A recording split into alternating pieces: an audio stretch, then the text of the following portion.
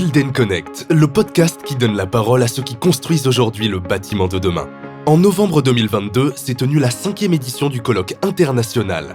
2 journées riches en conférences, tables rondes, retours d'expérience et moments de networking. 2 jours pour donner l'impulsion, susciter des collaborations et changer d'échelle. Build & Connect, un programme proposé par le pôle Fibre Énergie Vie, seul pôle de compétitivité entièrement dédié au bâtiment, et par l'Université de Strasbourg avec le soutien de 15 entreprises mécènes.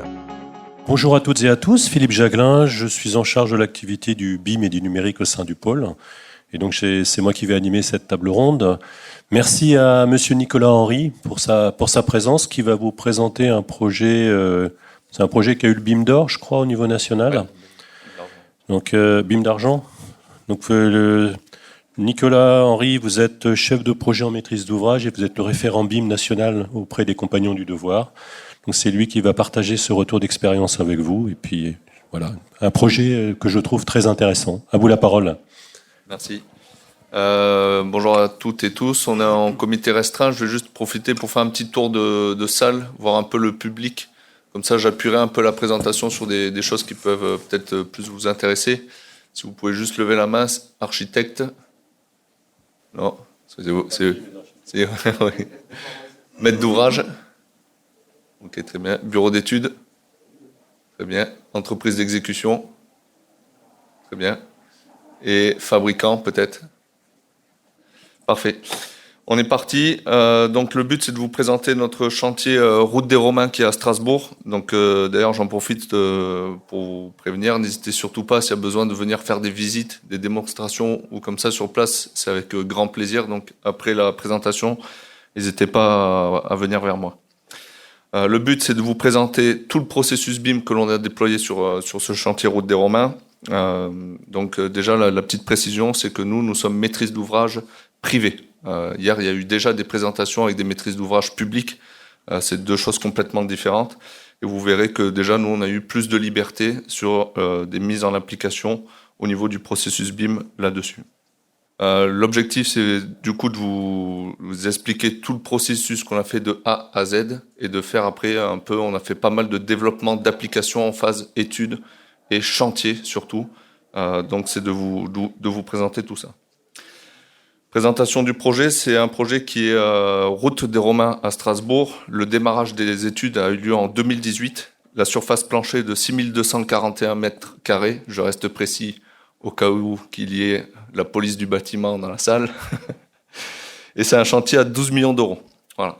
La petite particularité, c'est que tout le bâtiment aujourd'hui en phase exécution est à 70% en préfabrication. Donc je vais énormément insister là-dessus. On commence, nous sommes en 2018, donc le déploiement du processus BIM. Il faut savoir que chez les compagnons du devoir, c'est notre premier chantier en BIM. Et donc le déploiement du processus BIM pour une maîtrise d'ouvrage, c'est quand même, c'est des moyens technologiques et financiers qui sont importants. Et on a placé la barre assez haute. Donc dès la phase programme, on a lancé la programmation, la phase concours, enfin l'appel à projet au niveau des architectes, avec beaucoup d'attentes. Il faut savoir qu'on a eu 80 réponses à notre appel à candidature, et déjà on a éliminé plus de la moitié des architectes, enfin des groupements qui se sont présentés à nous. Parce qu'en tant que maîtrise d'ouvrage privée, déjà on a imposé un processus, une charte de codification, une charte graphique et aussi des outils de modélisation bien particuliers comme Revit, etc. Voilà, on a imposé des outils. Il faut savoir que nous, on est une maîtrise d'ouvrage où on exploite notre propre patrimoine immobilier et on a besoin, nous, par la suite, de pouvoir justement faire des modifications sur les plans et d'exploiter toute cette base de données. Voilà. Donc, plus après, on a demandé aussi qu'il y ait de la formation auprès de tous les acteurs. Aujourd'hui, on le voit, hein, les projets BIM, il y en a beaucoup qui y répondent, mais il y a très peu de vrais sachants en fait dans le domaine. Et pour nous, en tant que maîtrise d'ouvrage, c'est toujours très frustrant d'avoir une entreprise qui répond et au final, qui n'apporte pas les compétences souhaitées. Donc, on a vraiment mis au niveau de l'analyse un point particulier là-dessus. Dès qu'on a retenu le groupement, donc architecte et bureau d'études, faut savoir qu'on a mis en place une évaluation dès le début. Petit problème technique sur l'image. on a mis en place une évaluation pour évaluer la maturité des entreprises. Architectes, bureaux d'études, donc ça s'est fait via un questionnaire. Et l'idée, c'était déjà de cibler, voir si, par rapport à ce questionnaire, si ce qu'ils mettaient en avant au niveau de l'appel à projet était bien exact.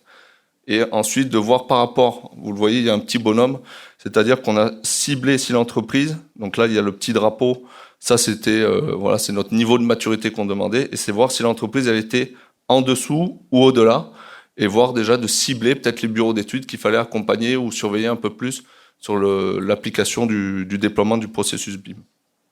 Donc voilà, ça je le dis aujourd'hui parce que je pense qu'aujourd'hui les maîtrises d'ouvrage vont être de plus en plus vigilantes sur les compétences d'un groupement architecte, bureau d'études qui peuvent être mises en avant.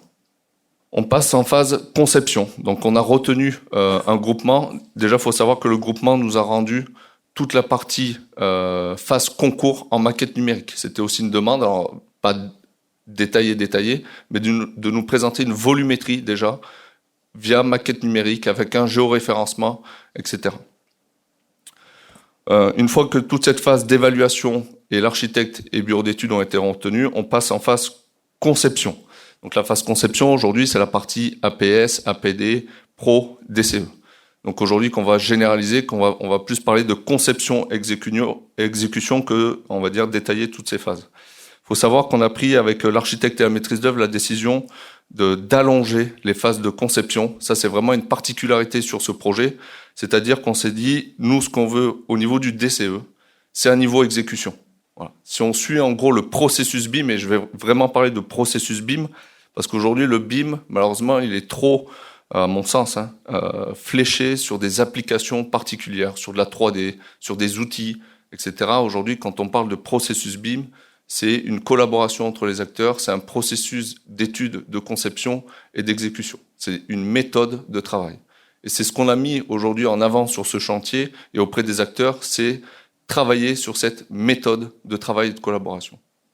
Donc on a rallongé les études qui sont normalement conventionnelles, un planning conventionnel de 30 à 40%, donc ce qui est déjà énorme, mais on leur a dit en phase DCE, on veut un bâtiment, un DCE d'un niveau exécution. C'était la consigne dès le début. Pour ça, on a réalisé, dès la phase conception, des VR. Donc, pour ceux qui connaissent peut-être déjà, la VR, c'est des visites virtuelles. Donc ça, il faut savoir que nous, en tant que maître d'ouvrage, ça nous a énormément aidé. Ça a aidé aussi énormément les bureaux d'études, les architectes. Il faut savoir que dès la phase conception, on a énormément optimisé les volumes, les pièces, les aménagements. On a pu travailler aussi avec des organismes de sécurité comme la CARSAT, l'OPPBTP. Voilà, tous les organismes, on va dire, de santé, prévention au niveau du bâtiment que l'on a intégré dès cette phase conception. Donc là, on est sur le logiciel Enscape pour ceux qui connaissent. Et je vais vous donner juste quelques applications que l'on a eues. Par exemple, on a travaillé avec la CARSAT, donc un organisme voilà, de prévention. Il faut savoir que nous, on est centre de formation. Demain, dans ce centre de formation, on va accueillir des mineurs, on va accueillir des travailleurs. Donc on se doit d'avoir une santé, sécurité et prévention vraiment sur un niveau d'exigence. Voilà. Donc on a intégré les organismes de contrôle avec nous dès la phase conception, et vous voyez que déjà c'est très parlant. Juste le fait de travailler sur maquette numérique, visite virtuelle, c'est très parlant pour des organismes qui n'ont pas forcément l'habitude d'avoir de la lecture de plan, de se projeter. Quand on est plusieurs acteurs au niveau, voilà, autour de la table et avec en face pour base de communication la maquette numérique, ben de suite les erreurs elles sont de suite visibles, très identifiables voilà, par tous les organismes. Donc là par exemple c'est notre salle de stockage et rien que là déjà avec la CARSAT, l'OPPBTP, il a été identifié voilà, ce qui était prévu initialement, des choses qui ne fonctionnaient pas en termes de sécurité et que l'on a corrigé immédiatement. Autre application que l'on a déployée, alors ça c'est peut-être pas le pôle le plus parlant, c'est avec les métiers. On a intégré, dès la phase conception, et ça je vous invite vraiment, dès que c'est possible, à le faire sur vos projets, on a intégré en fait tous les métiers, l'utilisateur final.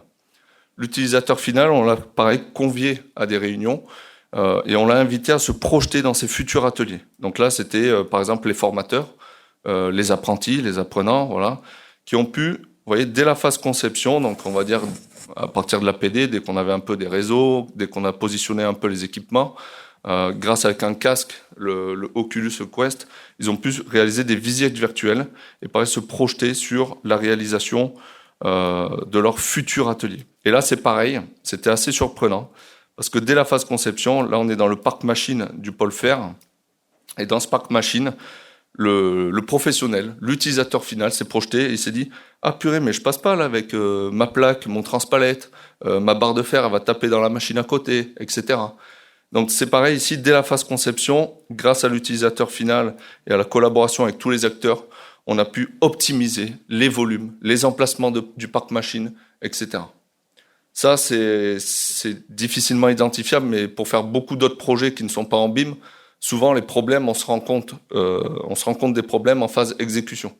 C'est-à-dire que quand nous, on va implanter notre mobilier, notre parc machine, etc., on va s'apercevoir que soit ça marche pas, donc tout ça, ça va amener pareil des désordres en phase d'exploitation.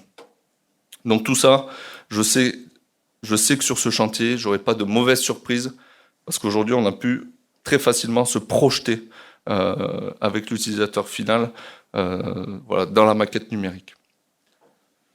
Donc ça, c'est une vraie plus-value qui est non quantifiable en vrai, parce que ça, c'est un apport qui est tellement immense que c'est non quantifiable. Le processus BIM en phase conception toujours, c'est la partie énergétique et thermique qui est très présente sur le salon. Donc c'est la maquette numérique aujourd'hui, ça je le dis et je le répète, il ne peut pas y avoir aujourd'hui de transition énergétique sans transition numérique. Les deux vont ensemble, c'est hyper important.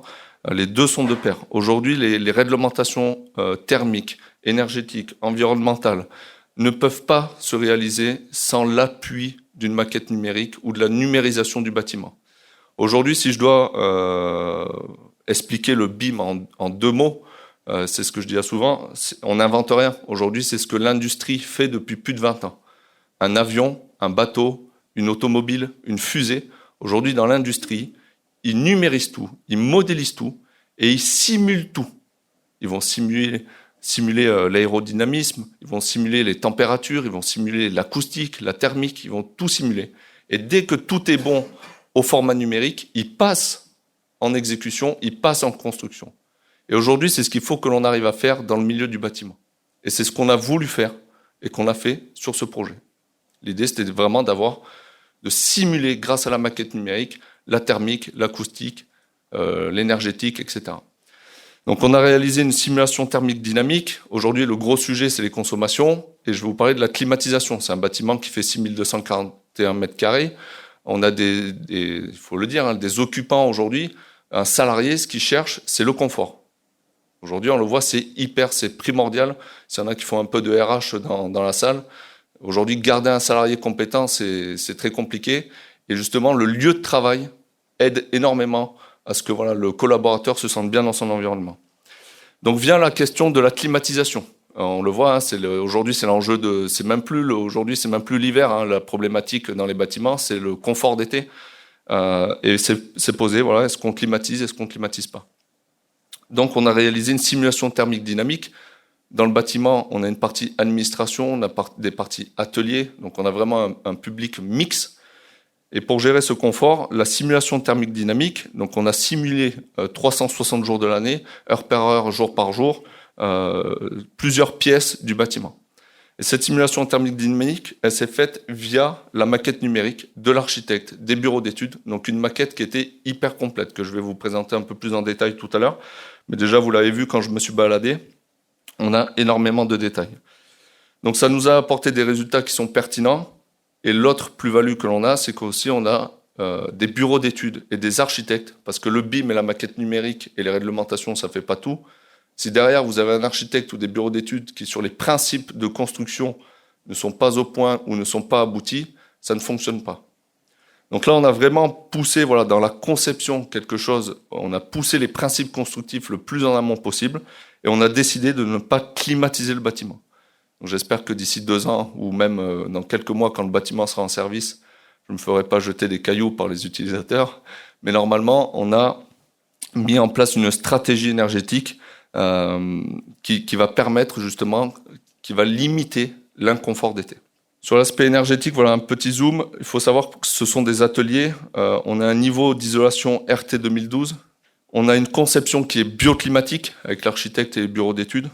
On a une toiture végétalisée. On va réaliser de la ventilation nocturne, du rafraîchissement adiabatique. Donc rafraîchissement adiabatique, c'est ce qui va venir pallier à la climatisation. Alors c'est des systèmes qui sont encore assez récents, où on n'a pas trop de retour d'expérience.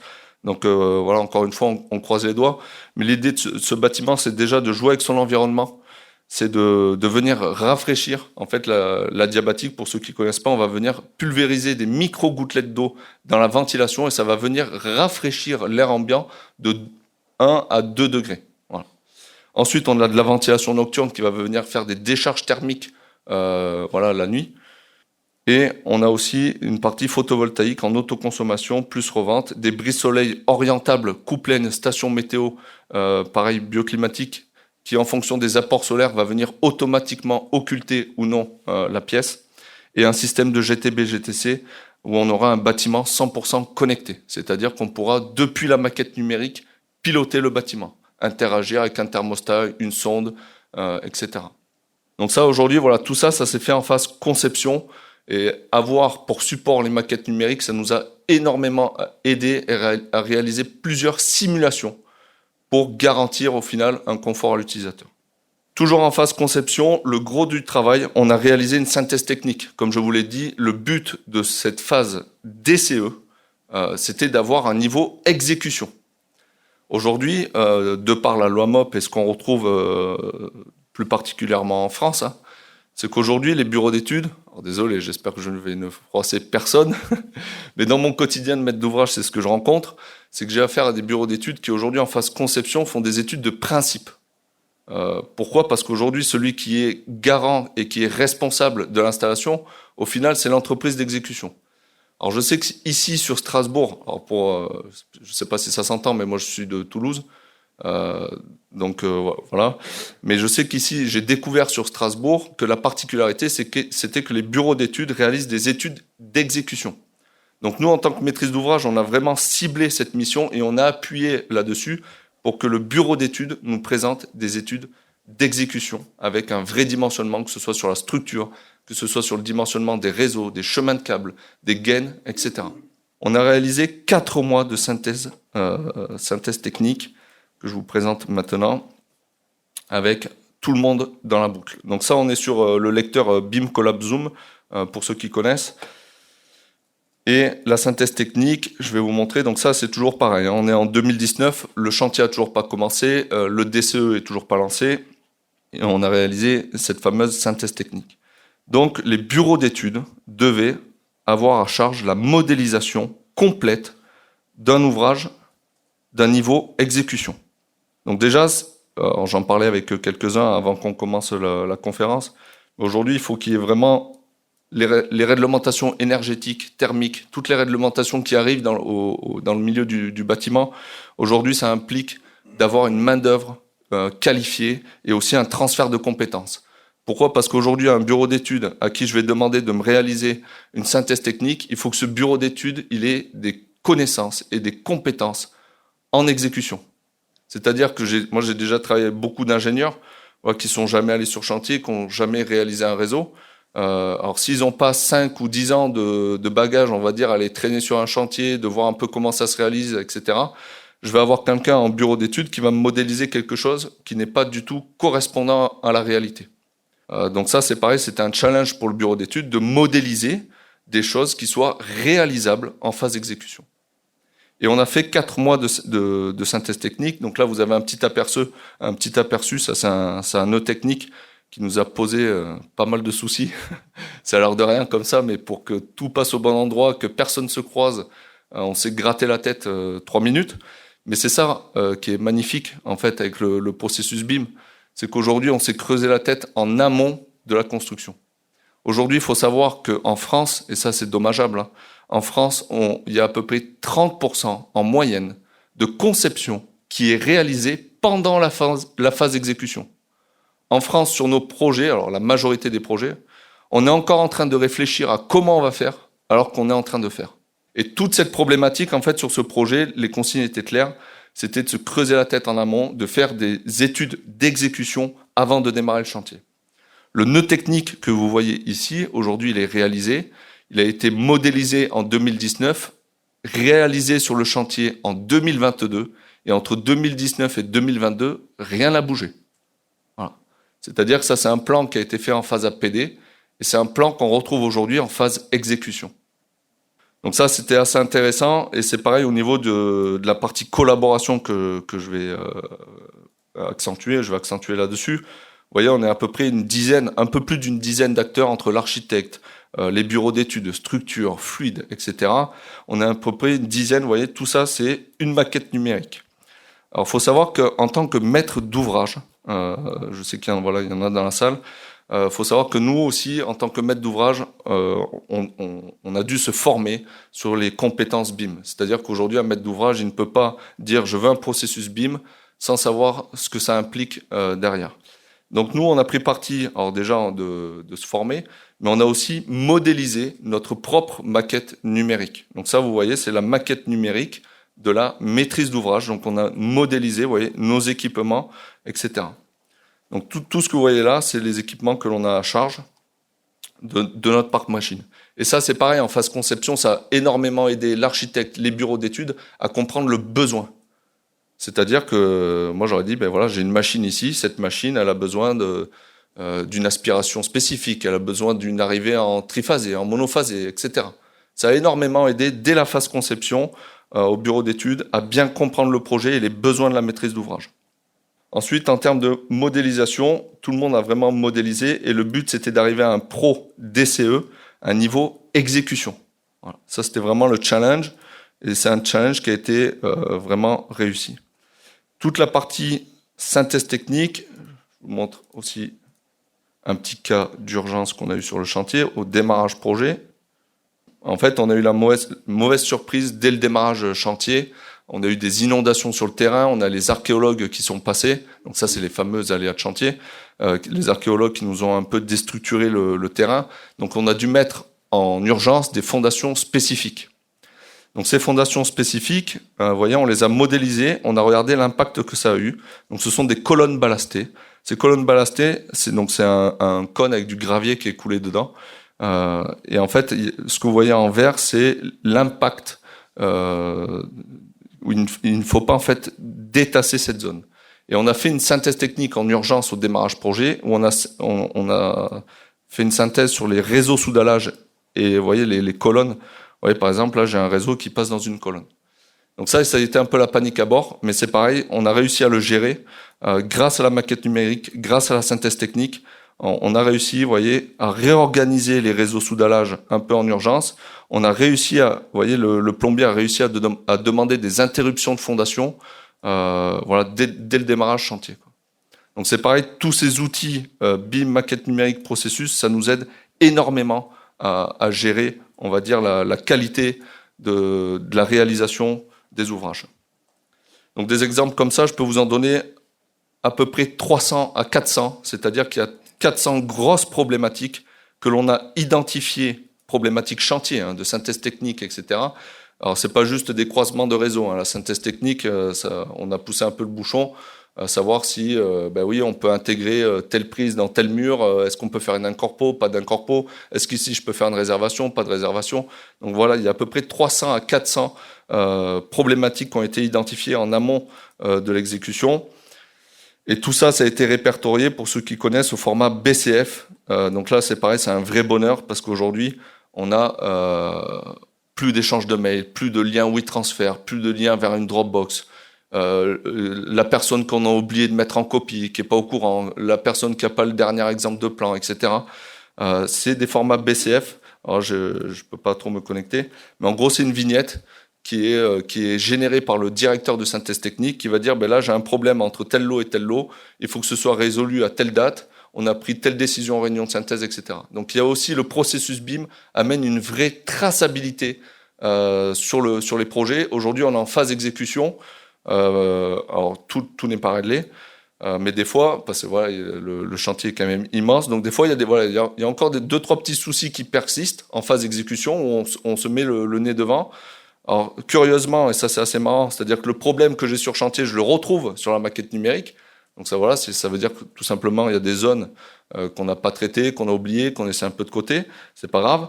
Mais en tout cas, moi, j'ai une traçabilité de si ce problème avait été identifié en conception et qui devait faire une mise en action. Et ça, je vous dis, ça limite court les problèmes des fois qui prennent en phase d'exécution, qui prennent des semaines. C'est pas moi, c'est lui, etc. Qui va prendre la responsabilité, qui va payer? Là, je peux vous dire que ça met court un peu à tous les débats.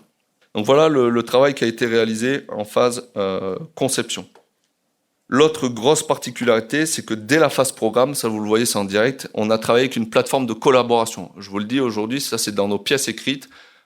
Il est carrément interdit moi, tous les livrables se font sur la plateforme de collaboration. Je veux pas avoir un mail, je veux pas avoir un lien WeTransfer. Le livrable, c'est la plateforme de collaboration.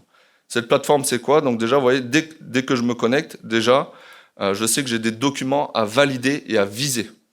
Aujourd'hui, tous les visas, et ça depuis la phase conception, se font depuis cette phase voilà, conception se fait sur la plateforme de collaboration. Donc déjà, pour moi, en tant qu'acteur, c'est hyper agréable parce que vous voyez, je me connecte juste, je sais un peu la to-do list que j'ai à faire, je me connecte, je sais que voilà, j'ai des documents à valider.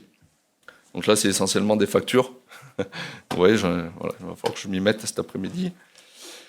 Et cette plateforme de collaboration, il y a tout. Aujourd'hui, il y a 143 acteurs du projet qui sont connectés sur cette plateforme de collaboration. Donc, c'est tous les acteurs du projet. C'est l'Eurométropole de Strasbourg, c'est la CARSAT, c'est l'OPBPTP, c'est l'architecte, c'est le fabricant. Les fabricants ont aussi accès à la plateforme de collaboration pour vérifier les plans, les fiches techniques, etc. Donc, tout le monde est connecté sur cette même base de données. Aujourd'hui, on regroupe quasiment 4000 documents qui sont déposés sur la plateforme de collaboration. Et il faut savoir que ces documents, c'est dans les pièces écrites, sont les livrables officiels du projet. Et tout document qui circule hors de cette plateforme sont jugés non valables, non recevables. Voilà, c'est dans les pièces écrites. Et ça marche très bien comme ça. Il faut dire que les bureaux d'études et les entreprises ont très bien pris le pli là-dessus.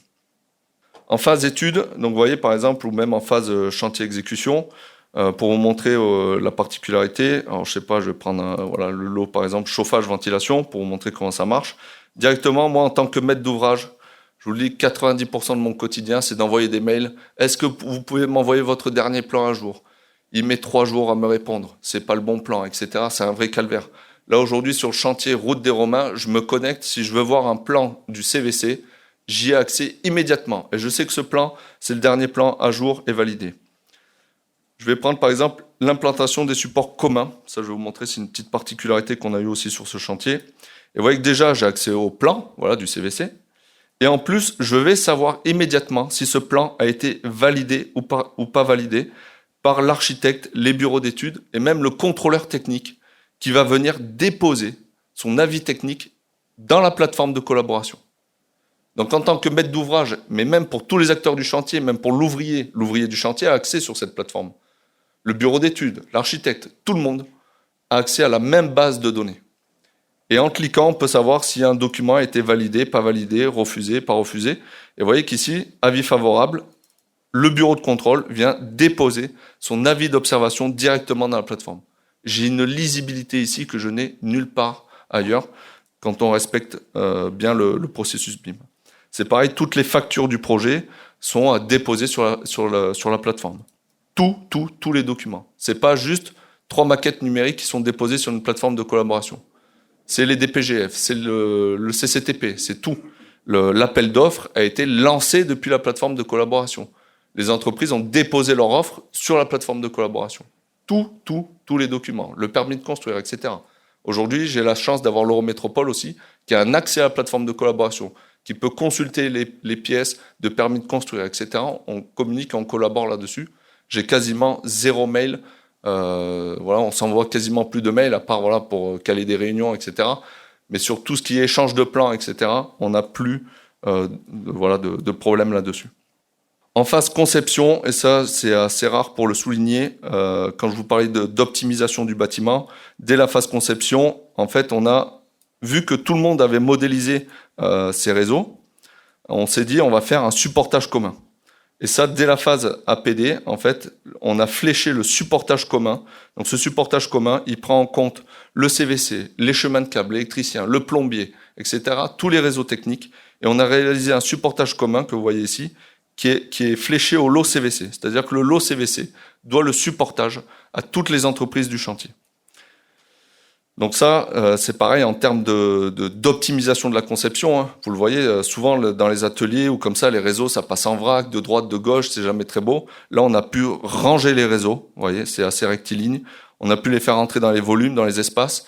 Et aujourd'hui, même l'avantage d'avoir un supportage commun, ce supportage commun, je vous parlais de préfabrication, tout le supportage a été réalisé en atelier, à partir des plans de la maquette numérique, livré sur le chantier et posé sur le chantier. Aujourd'hui, quand je vous dis 70% de préfabrication, c'est pas juste les murs et la toiture. On a aussi maintenant des corps d'état techniques comme le plombier, le CVC, qui vont préfabriquer leur ouvrage depuis la maquette numérique, préfabriquer et livrer et assembler sur chantier. Donc aujourd'hui, c'est pareil, toute la gaine de ventilation que vous voyez là a été faite 100% en préfabrication, à partir des plans, posés et livrés sur le chantier. Donc cette plateforme de collaboration, voilà, c'est un vrai gain, une vraie plus-value. Je vais insister maintenant sur la préfabrication. Donc moi je suis un peu voilà, je suis compagnon du devoir, je suis compagnon plombier. Pour ceux qui connaissent un peu les compagnons du devoir, on a une attache très particulière au travail manuel. Mais aujourd'hui, par rapport aux réglementations qui arrivent, à la complexité de gérer les projets, ça on le voit aujourd'hui, les entreprises elles ont de moins en moins de main-d'œuvre qualifiée, c'est toujours la course, etc. C'est la préfabrication. Aujourd'hui, on le voit dans d'autres pays, les pays nordiques qui sont beaucoup plus avancés là-dessus. Ils ont une meilleure qualité de livraison des bâtiments, surtout sur la phase d'exploitation, sur la partie des consommations énergétiques, etc., sur le confort de l'usager, parce qu'ils préfabriquent énormément hors site. Et ils garantissent comme ça en fait une meilleure exécution des travaux. Sur ce chantier, il faut savoir on est en corps d'état séparés, on a 28 lots à coordonner. Je vous dis, c'est assez costaud.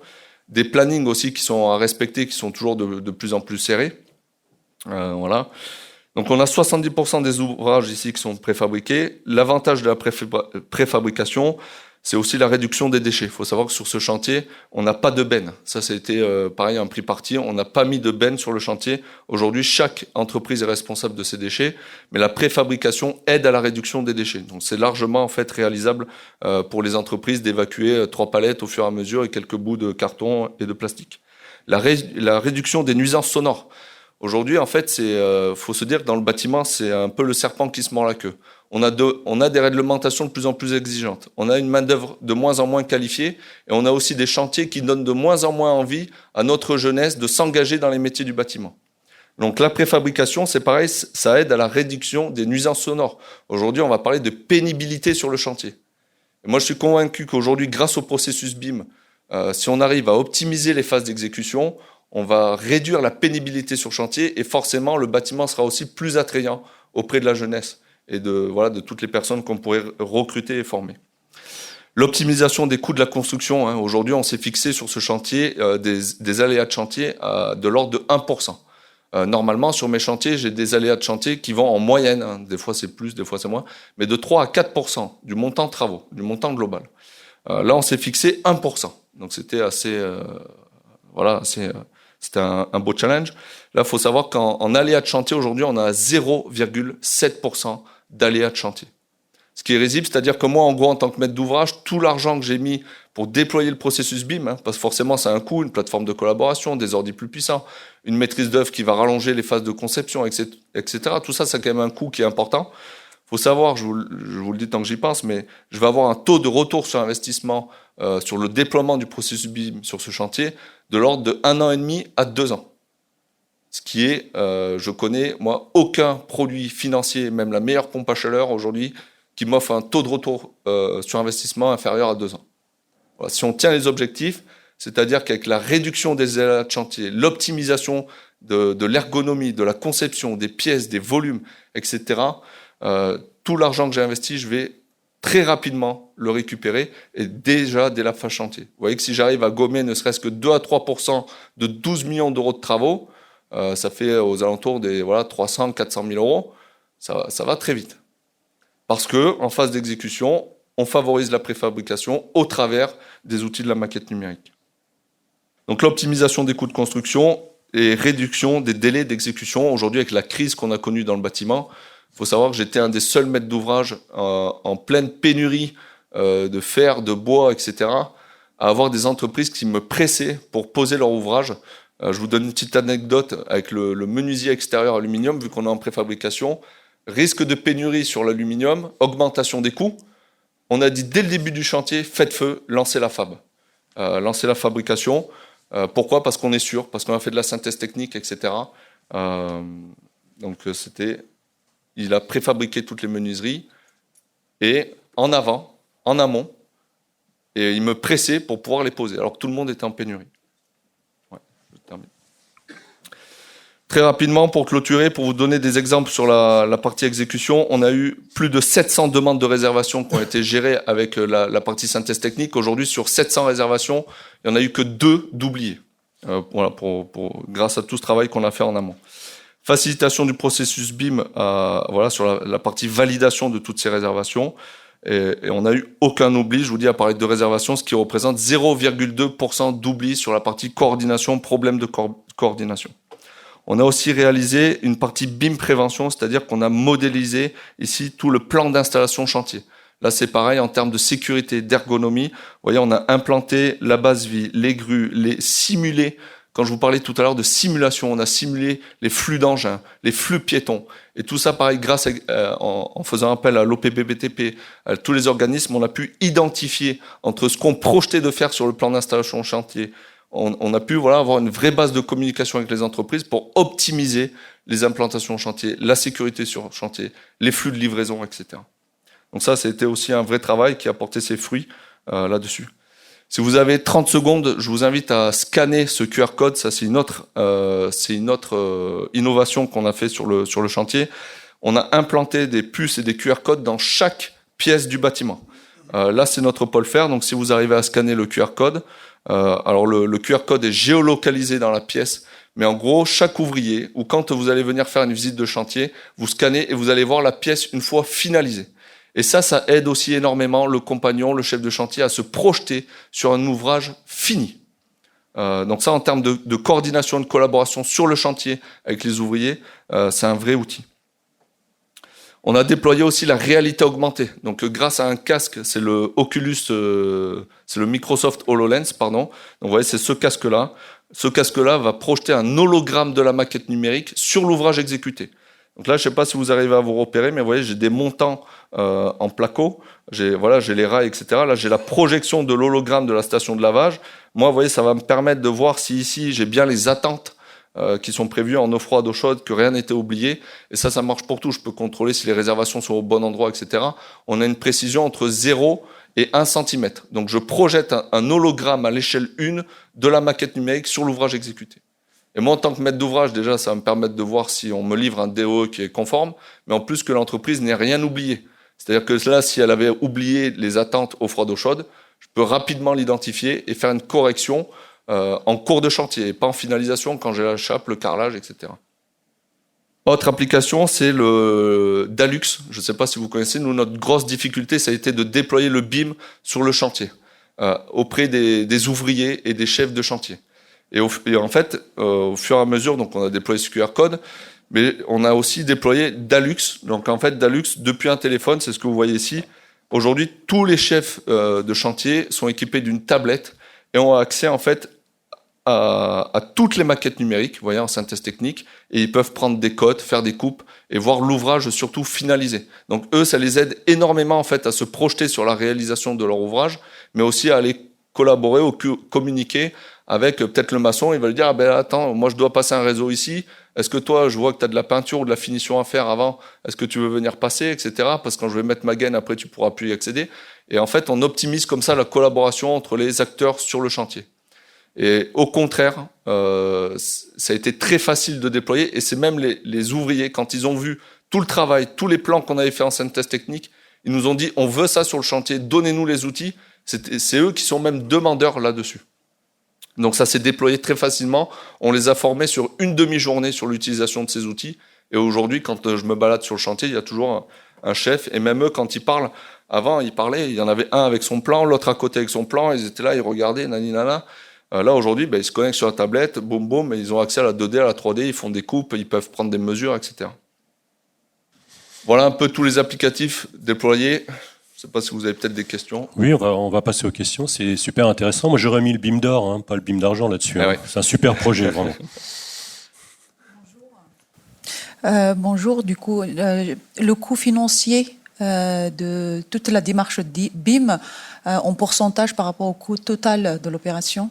Oui, alors c'est à peu près, pour rien vous cacher, c'est 1 demi-million d'euros. C'est-à-dire que entre les coûts de la maîtrise d'œuvre, entre l'achat des logiciels, des licences, d'un casque Microsoft HoloLens, etc., alors qui nous a été financé. Mais en gros, c'est 1 demi-million de développement. Donc sur 12 millions d'euros de travaux, il faut calculer, mais ça doit être dans les 1% à peu près. J'en profite. Imposer Revit pour les architectes et tout ça, ça bloque pas par rapport à l'Open BIM, parlant du BIM, donc favoriser en quelque sorte Autodesk. Exactement. Et bloquer les partenaires qui travaillent avec un autre outil. Ça m'arrange bien, je travaille avec Revit généralement, mais je trouve que l'imposer à des architectes, ça bloque et ça permet à Autodesk de bloquer et de mettre des freins. Très, très bonne question. Et c'est pour ça que j'ai commencé avec ça en introduction. Aujourd'hui, sur les 80 architectes, on a supprimé la moitié parce que justement, certains ne répondaient pas à notre besoin. Nous, on a une maîtrise d'ouvrage privée et technique. C'est-à-dire que moi, dans le plan que l'on va me livrer, comme aujourd'hui un DWG aujourd'hui, c'est un format qui a été rendu ouvert.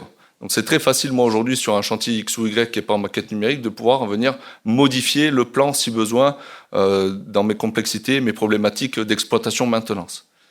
C'est pareil, je vais parler aussi de mise à jour des maquettes numériques. Aujourd'hui, moi, une bouche de ventilation, une chaudière, un luminaire, c'est quelque chose qui est amené à évoluer, à être changé. Donc il faut que moi, en tant que maître d'ouvrage, si je veux avoir des maquettes numériques à jour pour mon exploitation-maintenance, que je puisse avoir accès au logiciel natif. Donc en effet, mais ça c'est décidé, on a imposé Revit à l'architecte, au bureau d'études techniques, donc électricité, etc. Parce que notre besoin aujourd'hui est de pouvoir exploiter les plans qui nous sont livrés. Par contre, au niveau de l'Open BIM, tout ce qui est structure, bois, charpente métallique, structure béton, etc., il y a beaucoup de lots où on a laissé libre l'utilisation d'un logiciel X ou Y. Donc vous voyez, on collabore, ce que je vous ai montré tout à l'heure, c'est que de l'IFC.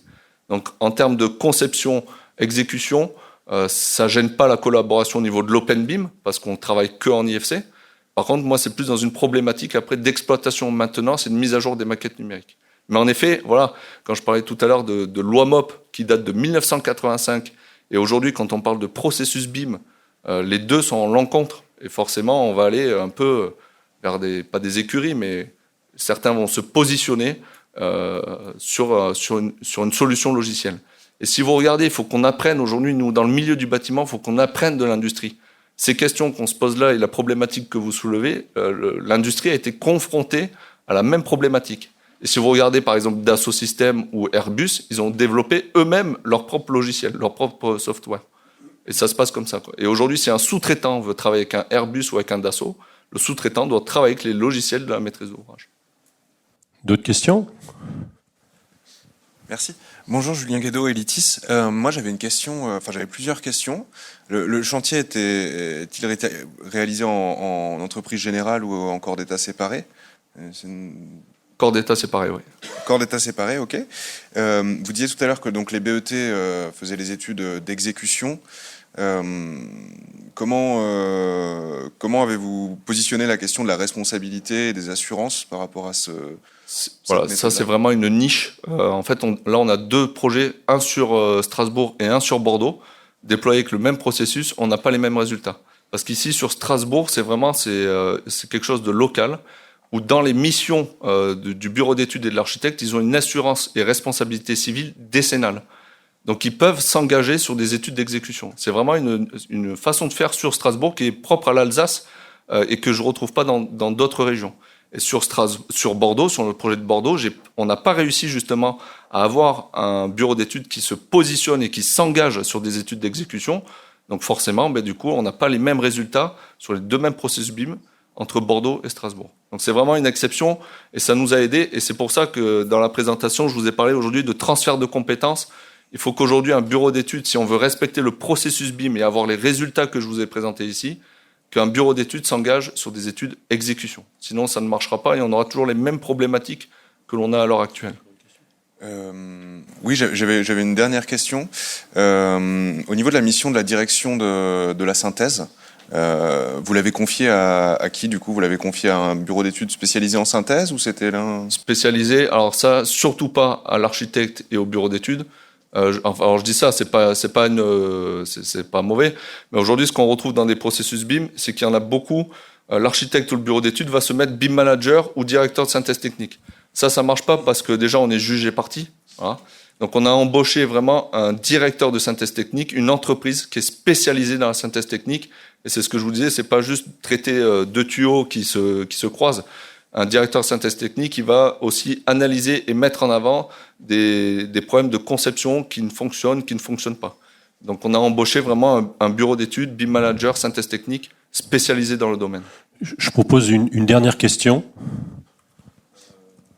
Bonjour, Awini Fares, WWI. Alors, là, est-ce que vous avez imposé ce process-là aux entreprises pour leurs livrables ou pas? C'est imposé dans les pièces écrites, que ce soit sur la partie groupement, ça a été imposé dans les pièces marché lors de la phase programme, et dans la phase DCE, dans tout ce qui est CCTP, CCAP, toutes les pièces marché, le processus BIM est bien décrit, nos attentes sont bien décrites, c'est imposé, et elles ont répondu en connaissance de cause, et avec aussi une volonté d'aller vers là, parce qu'une entreprise aujourd'hui, c'est pareil, elle optimise son temps, elle optimise son argent. Quand un processus BIM est bien mené, tout le monde a de bons résultats. Donc ça a été aussi un challenge pour les entreprises, mais en effet, ça a été vraiment imposé sur les pièces marché. Merci beaucoup, Nicolas. Encore une question? Et du coup, là, c'était votre premier projet mené jusqu'à 100%, ou il y avait déjà eu des briques avant? Je suppose qu'après, quand on voit ça va être généralisé sur la... C'était du béton, c'était pas des briques, un projet. Aucune brique avant, c'est vraiment notre premier projet. Donc voilà, et le but en effet, c'était de voir si ça marche, si ça marche pas. Et on en a lancé un autre en parallèle où on travaille justement avec une loi MOP, avec un bailleur social, etc. Et le but, c'est à la fin de faire un peu l'addition, voir les plus, les moins, et de déployer peut-être sur d'autres projets, quoi. Merci beaucoup. Je vous propose de clôturer parce qu'il y a l'autre conférence qui va démarrer. Merci beaucoup, Nicolas. Merci beaucoup. Rejoignez-nous dès maintenant pour faire partie de ceux qui agissent et retrouvez tous nos contenus sur notre plateforme communautaire www.buildandconnect.eu.